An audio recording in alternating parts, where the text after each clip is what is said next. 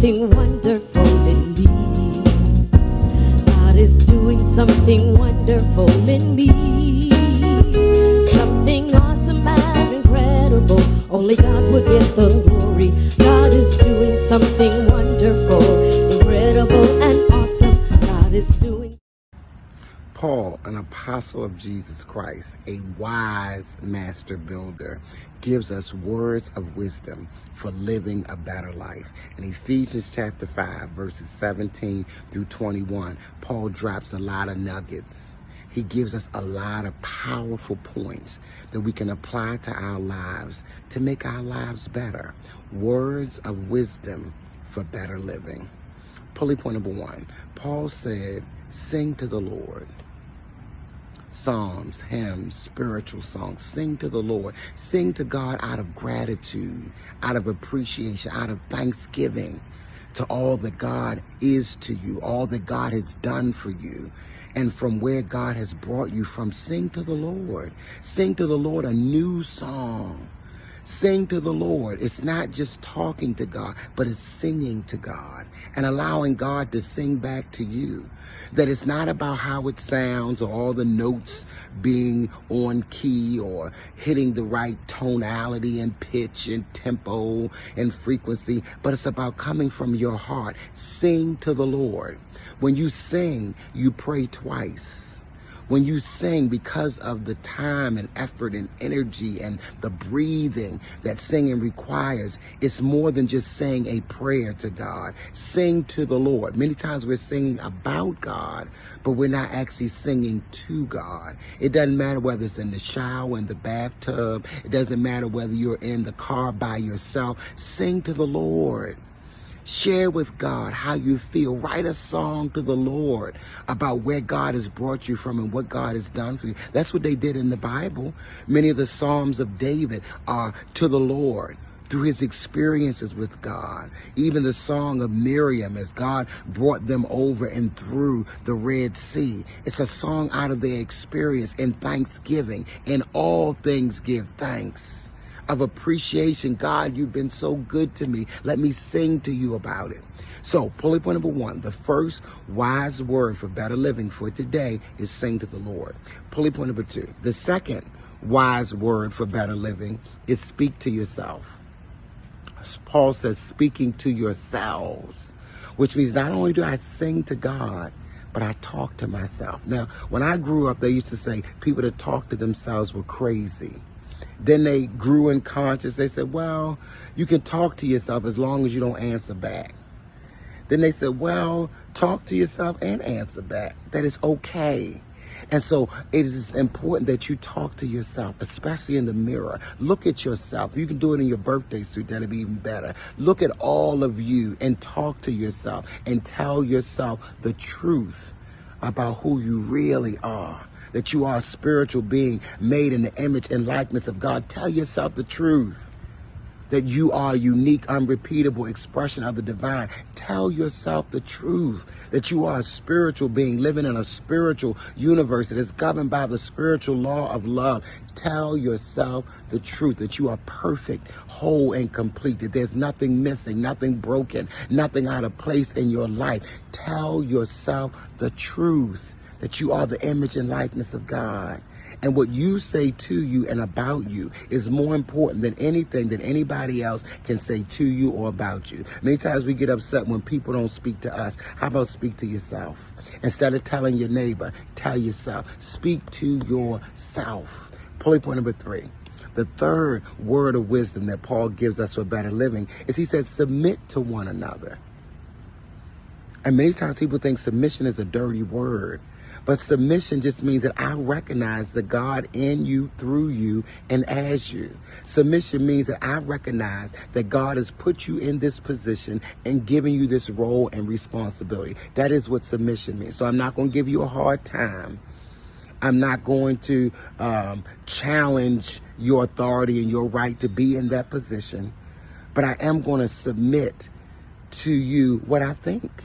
I'm going to submit to you what I feel. I'm not just going to follow your instructions. I'm not just going to build your vision and your mission, but I'm also going to share with you my thoughts and feelings, because we're submitting one to another. Namaste, the Christ in me, recognize the Christ in you. Namaskar, the God in me bows down, honors, respects, and reverences the God in you. It says submit to one another out of fear, out of reverence, out of respect for God, because you're made in the image and likeness of God. Tag someone in this post, share it on your page, repost it. This is Dr. Pulley with the gospel of the kingdom, and this gospel of the kingdom shall be preached all over the earth before the end can come. If you desire full version of today's message, catch it on our Facebook page, Dr. DeVara Pulley, or our YouTube channel, Dr. Pulley. In Ephesians chapter 5 and verse number 25, Paul gives us some wise words for better living. And he's talking about self-love. And it was such a part of the fabric of the Jewish culture that he said no one ever hates their own flesh, but they nourish it and cherish it as the Lord does the church. In Jewish culture, it was embedded to love yourself. In American culture, not so much. In other cultures, not so much. So we can't just assume that everybody loves themselves. We must command people to love themselves, to love God, to love yourself, and to love everyone in that order. Jesus said to love your neighbor as yourself.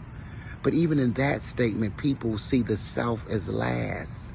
But he gave it as an as factor to compare how you're loving yourself so that you can be able to love someone else to the same degree. And so today we've got to state it. We've got to command it. Love yourself. It is important that we empower people with this power, with this energy, with this strength, with this courage to love themselves. Affirm with me today, I love myself. Affirm, I love my whole self. And so we are made in the image and likeness of God, so we're threefold beings. So when we say we love ourselves, let's break it down to parts, because I believe that there are parts of ourselves that we love and we nourish and cherish, and then there are parts of ourselves that we don't love, that we do not nourish and we do not cherish. Pulley point number one, I love my spirit. I love who I am as a spiritual being, living in a spiritual universe that is governed by the spiritual law of love and kingdom principles undergirding that law of love. I love myself. I love that I am a unique, unrepeatable expression of God. I love the expression of God that I am. I love myself. I love my spirit, that I am made in the image of God. I have divine, unlimited potential, and I love it. I am made in the likeness of God. I am manifesting God in this moment, and I love it. I love my spirit. I love that I am perfect, whole, and complete. And there's nothing missing, nothing broken, and nothing out of place in my spirit. I love my spirit. Pulley point number two, I also love my soul, because I am spirit and I have a soul. So my soul is my mind. I love my mind and how I think. I love my heart and how I feel. These are all aspects of the soul. I love my intellect and how I learn lessons from various experiences. I love my will and how I make decisions and choices. I love my soul.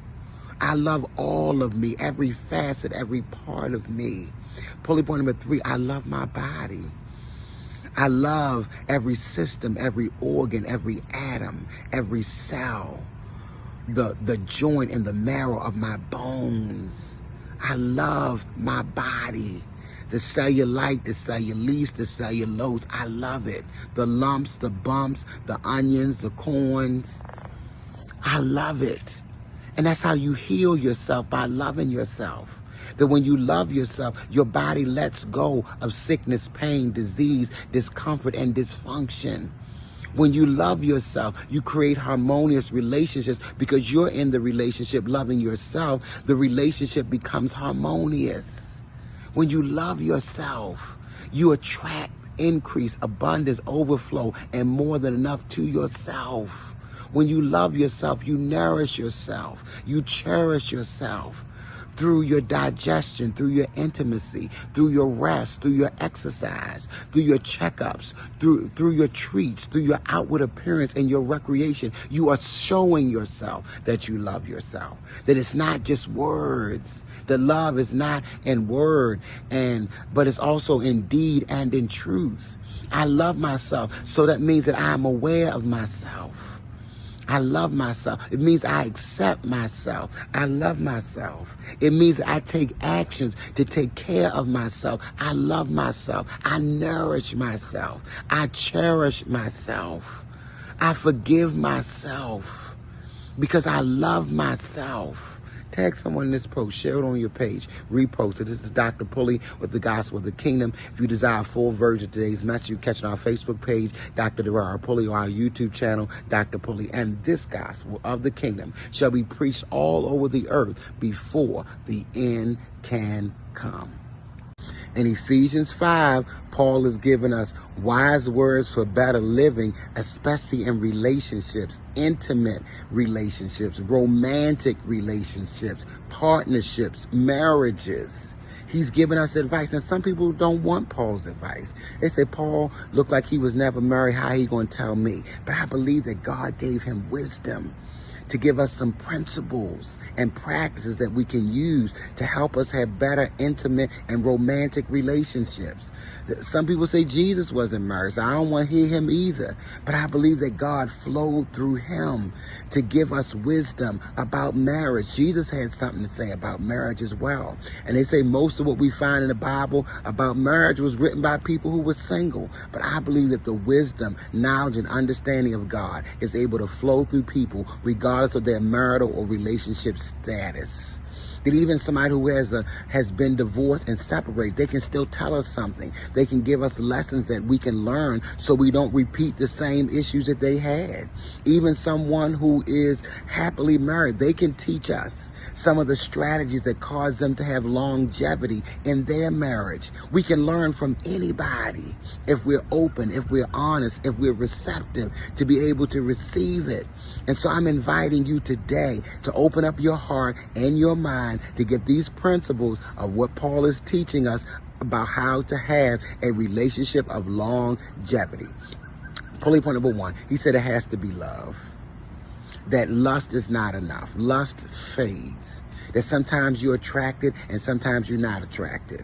Sometimes they turn you on, sometimes they turn you off. So lust is not enough because you might be lusting for somebody else. It's got to be love. Even when the lust is not there, the love is there. And when you're lusting for somebody else, the love is there. Because all that's in the world is the lust of the eye, the lust of the flesh, and the pride of life, which is not of the Father, but is of the world. So you need love. Lust is not enough. Even liking somebody is not enough. Because sometimes we like people and sometimes we don't like people. Sometimes they get on our nerves. We feel frustrated by what they say and what they do. Sometimes they irritate us. But when the love is there, it causes you to transcend when you don't like them. It causes you to transcend when you're not feeling that lustful feeling towards them. So Paul teaches us that you got to have love. If you're going to have a relationship that's going to last, you got to have love. Point number two, Paul teaches us that you also got to have leadership. And somebody's got to be the head. Somebody got to be the neck. Somebody's got to be the head. And this model, Paul comes from a very patriarchal background, a Jewish background, a traditional background of husband and wife. The husband is the head. The wife, obey your husband. Husband, love your wife. But we're going to take it a little bit deeper. And we're going to get to the principle, to what the heart of what Paul was saying. And he was saying we need leadership in any relationship.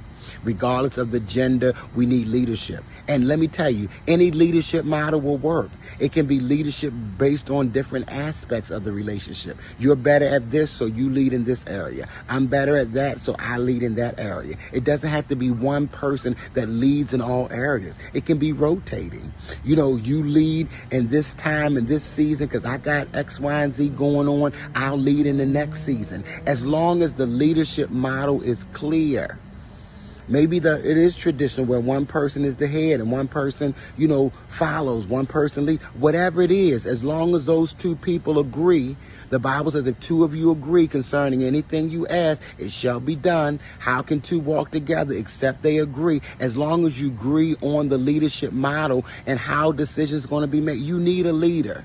Can you imagine a classroom and the teacher is not the lead? Can you imagine an office where the director is not the lead? Can you imagine a community where the mayor or the governor is not the lead? We need leadership. And it doesn't matter what it looks like as long as the people understand it and agree to it. So decisions can be made. When you don't have leadership, you got chaos, you got confusion. And God is not the author of confusion, but a God of peace. Pulley point number 3, he gives us this other lesson in love. And he says, you're going to have to leave something. He says, for this cause will a man leave his father and mother and cleave unto his wife. The deeper principle is that if you're going to be in a romantic, intimate relationship, there are going to be people, places, and things that you have to leave. In order for this relationship, in order to cleave, you're going to have to leave some things. You can't be married and single at the same time. You're going to have to leave some old ways of being, seeing, thinking, speaking, and behaving behind. You're going to have to leave some people, places, and things behind. If you desire love, there's something you're going to have to leave. What are you willing to leave in order to have the love that you desire? Tag someone in this post. Share it on your page. This is Dr. Pulley with the Gospel of the Kingdom. And this gospel of the kingdom shall be preached all over the earth before the end can come. If you desire full version of today's message, you can catch it on our Facebook page, Dr. Darrell Pulley, or our YouTube channel, Dr. Pulley. Paul is giving us some more wise words for better living in Ephesians 5, the latter part of the chapter. He starts talking about relationships and what's required to have a successful relationship, a healthy relationship. And he's giving us more marital advice. He's giving us more information about how to build a healthy relationship. And so, pulley point number 1, Paul says we got to realize that we are members of one body. Right. The mystery is Christ and the church. And so he says Christ is the head, we're the body. Just like in the traditional husband and wife relationship, the husband is the head, the wife is the neck, the children are the body. And so he says we got to realize our oneness. You cannot have a healthy, successful, harmonious relationship of longevity as long as you see yourself separate from the person, as long as you see yourself apart from the person. You have to see your oneness with the person. And there's no separation between me and you. That the only thing between me and you is the love of God. And that's the glue between me and you is the love of God. And it keeps us connected. So you've got to see yourself one, that every man is my brother. I am one with you. Every woman is my sister. I am one with you. Every child is my child. I am one with you. Every person is my sibling. I am one with you. The siblings, offspring, they share the same DNA with the parents and with each other because they see their oneness with each other on a physical level. It's the same way on a metaphysical and spiritual level. We got to see ourselves as one because there's only one power and one presence in all the universe. That power and that presence is God. That power and that presence is good. That power and that presence is in us. It flows through us. It functions as us. That we're all breathing the same breath of life. So we're all one. We're all on this earth. So we're all one. And so in order to have a healthy relationship with people, we must see our oneness with them. I'm one with my neighbors, my co-workers, my classmates. I'm one with the supervisors, the teachers, the directors. I am one with them. That there is no separation between me and God. There is no separation between me and good. There is no separation between me and you. We are members of one body. Pulley point number 2. He says the relationship also has maintenance. He says through the washing of the water of the word to remove every blemish, every spot, every wrinkle, every such thing. He was saying the relationships require maintenance. The relationship between us and God requires maintenance. That's why I read and study and research the word maintenance. That's why I quote scriptures, do denials and affirmations, maintenance, praise and worship and thanksgiving, maintenance, fellowshipping with positive people, it's all maintenance. Every relationship in your life requires maintenance. It cannot be healthy, successful, or sustained without maintenance. Every relationship requires maintenance. Your car, it has to be serviced. No matter how elegant the car is, no matter how beautiful the car is, the car requires maintenance. No matter how expensive it is, it requires maintenance because it's a car, and it gives you a warning, and it lets you know that it's time for it to be serviced. It requires maintenance. Every appliance requires maintenance. Those appliances require maintenance. Every relationship in your life requires maintenance. Relationships do not function on autopilot. They need maintenance to maintain them, to sustain them, to keep them growing and healthy and developing. It requires maintenance. Every relationship in your life requires maintenance. That's how you keep the relationship going, is by maintaining it through communication, quality time. Your relationship with God requires maintenance. Your relationship with yourself requires maintenance. Your friendships, your family relationships, your intimate relationships, they all require maintenance. Pulley point number 3. He says, also, you got to keep the mystery. He said, I'm not even really talking about husband and wives. I'm talking about the mystery of Christ and the church. And so in the relationship, you got to keep the mystery. You got to keep the mystique. Love is a mystery. That even though you frustrate me and get on my nerves and irritate me, I still love you. That's a mystery. The mystery of Christ in you, your hope of glory, that the God who made the universe lives inside of me. That's a mystery. That I was looking for God outside of myself, all over the place. I've been all around, been around the world and still looking for God, and God was within the whole time. Relationships require maintenance, but they also need mystery, the mystique, to keep the fire burning. Tag someone this post. Share it on your page. Repost it. This is Dr. Pulley with the Gospel of the Kingdom. If you desire a full version of today's message, you can catch it on our Facebook page, Dr. Derard Pulley, or our YouTube channel, Dr. Pulley. And this gospel of the kingdom shall be preached all over the earth before the end can come.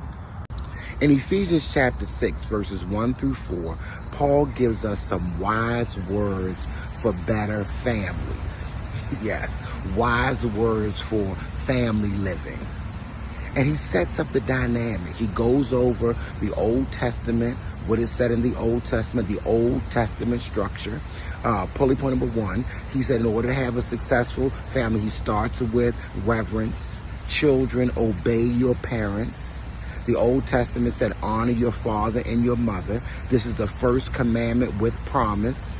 And many times we look at that and we're like, we think about what our parents didn't do, what our mothers didn't do, what our fathers didn't do. But it's not based upon what they've done. It's based upon the fact that these are the vehicles that God flowed through to bring you here. That you came here as a result of a sperm and an egg. Before your mother carried you in her womb, your father carried you in his loins. And these are the people that you need to fulfill your purpose. Whether they put you up for adoption, whether you were raised by another relative, you are here. So honor your parents that you are here. Reverence them that they brought you here. Even if they were not the best parents, or y'all didn't get along, or maybe they had issues that they were working through in their own lives, honor the fact that they brought you here. And some people have flipped it around. Instead of honor your father and your mother, they say honor your mother and your father, because their relationships with their mothers are more close than their relationships with their fathers. So in their mind, they think the Bible says honor your mother and your father. I thought that for years, because my mother was so paramount in my life and my father was more secondary. But the scripture actually says honor your father and your mother. Some people even look at that metaphysically to say honor your thoughts and your feelings. That whatever child, whatever product of your life is as a result of what you are thinking, your father, and what you are feeling, your mother. So honor your thoughts and your feelings. Have a balance in your life. Some people look at it as honor the masculine and the feminine energy, because we all have estrogen, and we all have testosterone in our bodies. So honor the fact that you are balanced, that God made us both male and female. Honor that. Find that balance in your life. And so not only does Paul say honor, and he's talking in a very literal sense, honor your father and your mother, honor your parents. Point number 2, he also gives instructions to the parents, specifically to the fathers. He said, and do not provoke your children to wrath, which is new, which is a New Testament, a new covenant theology, where he's saying all of the reverence and obedience and honor is not just on the children, but he said, parents, you have a responsibility to take care of your children, to bring them up in the fear, the reverence, the admonition of the Lord. And you also have a responsibility to respect them. Point number 2 is parents, respect your children. Point number 1 is children, reverence your parents. But just as much as the children are to reverence their parents, the parents are to respect the children. Not to abuse them, not to use them, not to provoke them, not to take advantage of them, but to know their temperament, to train up a child in the way that they are to go, so that when they get old, they do not depart from it. So that in any relationship, there is mutual responsibility on the parent and on the child, on the teacher and the student, on the husband and the wife. That whatever relationship you're in, there's mutual respect, mutual responsibility. Point number 3 is that he also set up a system of rewards. That children who reverence their parents, honor their mother and father, the scripture says that your days may be long upon the land, which the Lord your God has given you, that it may be well with you. A lot of times it's not well with us because we got unresolved issues with our parents that are not healed, that we've not dealt with. Go to counseling if you need to. Go to therapy. Get a coach. Talk to your parents. Resolve the issue so that it may be well with you, and so that you may have long life. Whether you desire to live to be 80, 100, however long you desire to live, let it be well with you. Resolve those foundational issues. There's also a reward to the parents. That the parents, that when you raise your children and train them up in the way that they go, you see that positive impact that you have on their lives. You see generational influence that you have on their lives. You see the impact, even if they stray.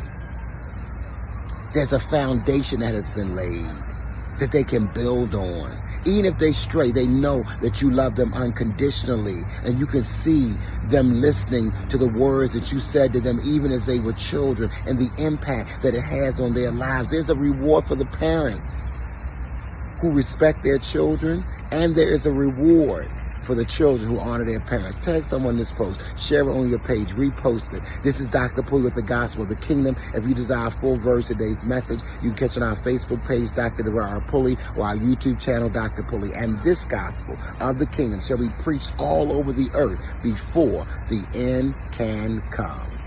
It on the inside. Oh, God is doing it on the inside.